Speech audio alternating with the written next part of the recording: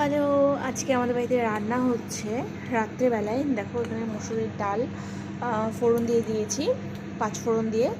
আর এখানে হচ্ছে শীতের স্পেশাল বেগুন পোড়া। তো এটা জাস্ট এটার যে ডামটিটা থাকে সেটা নেই, থাকলে ভালো হতো। আর এখানে করেছি ভাত, ভাতের মধ্যে দিয়েছি আলু সেদ্ধ। এখানে আটা মেখে রাখছি, মানে ময়দা আটা দুটোই মিক্সড করে। এখানে হবে কড়াইশুঁটির কচুরি আনতারা।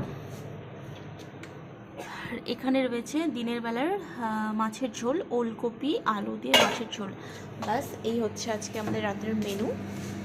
শীতের সময় এরকম গরম গরম সেদ্ধ ভাত খেতে কিন্তু ভালোই লাগে।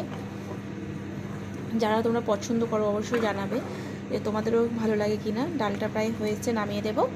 আর বেগুনটা এখানে হচ্ছে পেঁয়াজ কুচি করে রেখেছে, পেঁয়াজ কুচি আর কাঁচা লঙ্কা কুচি দিয়েই করবো। কিন্তু এটা আমার পোড়াতে ভীষণই অসুবিধা হবে, কারণ দেখো এখানে ধরার